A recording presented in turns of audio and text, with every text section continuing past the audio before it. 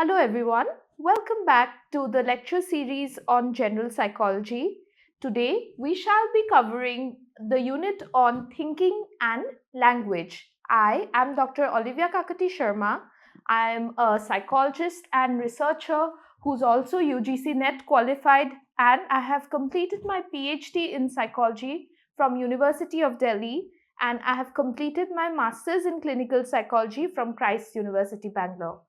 So let's begin our journey today on this topic of thinking and language. In this lecture, we shall be covering your topics on what is thinking, what are the various cognitive processes associated with thinking.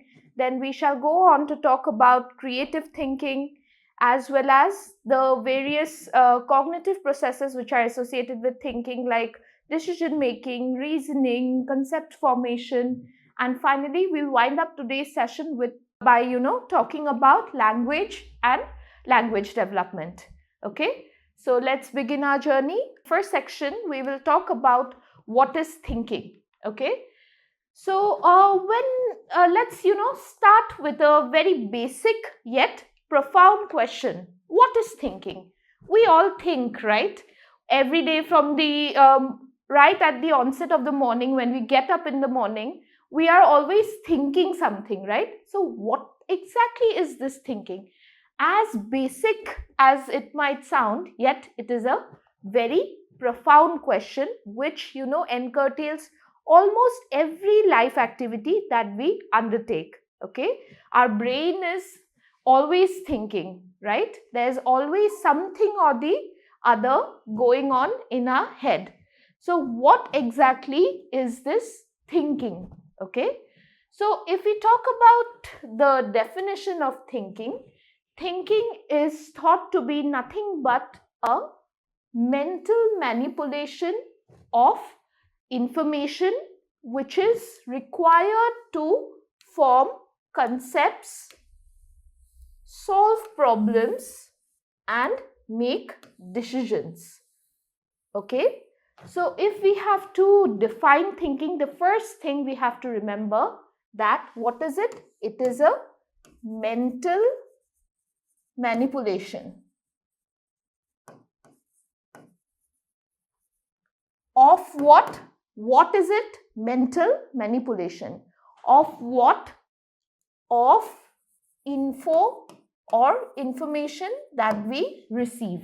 Okay, so when we mentally manipulate the information that we receive, that refers to as thinking. Okay, and why do we do that?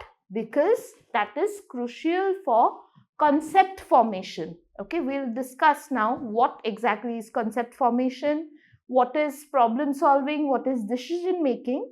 But for now, remember that these are three main cognitive processes associated with thinking. So again, let's go over the definition once more. It's very easy to remember and easy to understand as well. What is thinking? It is a mental manipulation of information. Why is it necessary? Because that is crucial for concept formation, solving problems, and making decisions. Okay, so thinking is very, very important and one of the most fundamental cognitive process which is essential for our adaptation to what? Our everyday environment, as well as for your survival, right?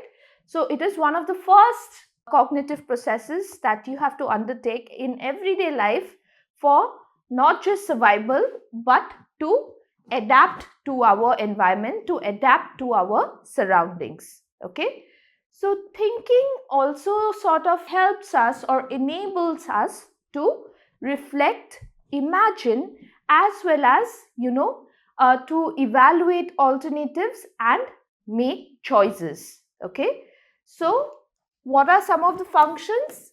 It enables us to reflect upon things. Okay, to reflect, to imagine, to, so it helps us to reflect, imagine, evaluate stuff or evaluate options, and as well as it also helps us to ultimately make the choices that we make in everyday life, starting from something as little as, what should we eat this morning, to something as major as who should we get married to, or what job should I go for, what career should I choose. Everything is entails the capacities of thinking. Okay, it is also very important to note that thinking does not occur in isolation. It is not a isolated process, rather it is deeply interconnected with language as well as memory. Okay, now why do we say that it's interconnected with language and memory? So the words we use, right? We are not thinking just something very randomly. We are thinking using some words, right? The words we use are influencing our thoughts, and our thoughts often draw from, memories that are already stored in our minds, right?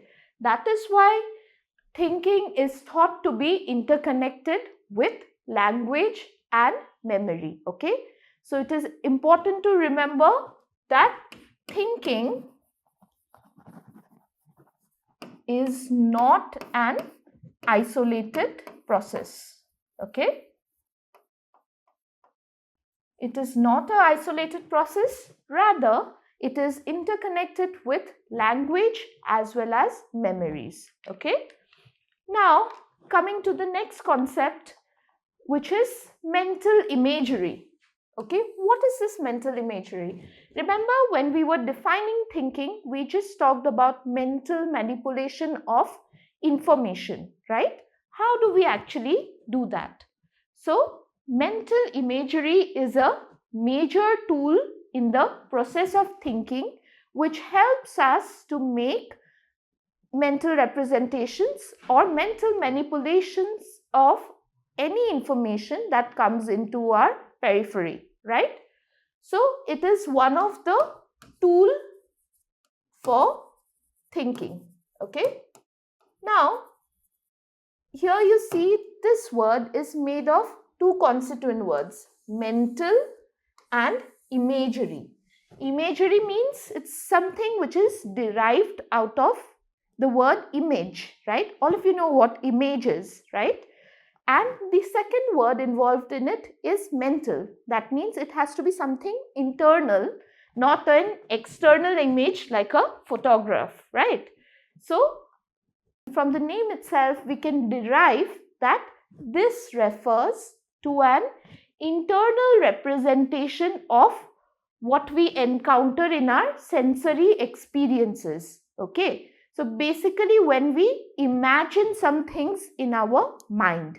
Okay, so it is actually nothing but an internal representation, or a representation we form in our heads of any sort of sensory experiences.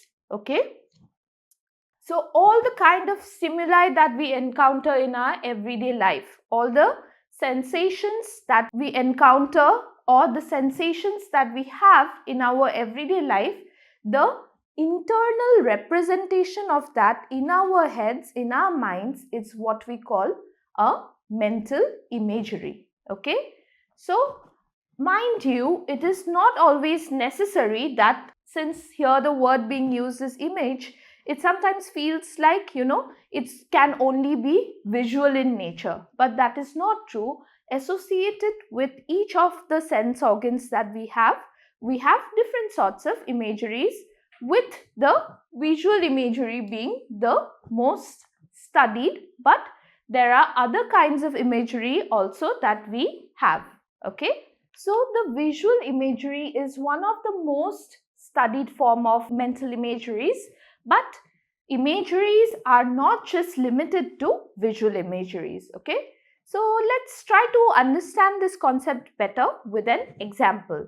So now For example, if I sort of ask you to imagine the face of your best friend, or suppose the Taj Mahal, let's say, okay, what are you doing?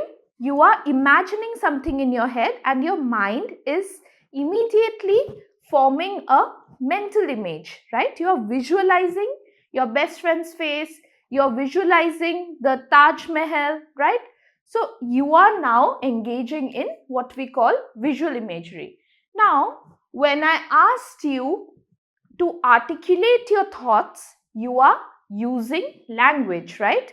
And also, how did the image form in your head? Because you are borrowing from your already stored information, or what we call the memory, right? So it is very important to understand that imageries helps to enhance your memory as well as your learning, okay? Because when you visualize stuff, it becomes more, accessed and retrieved by the memory, and that is why with time it's like a mental practice also that you are doing, right? So it enhances your memory as well as your learning outcomes, okay?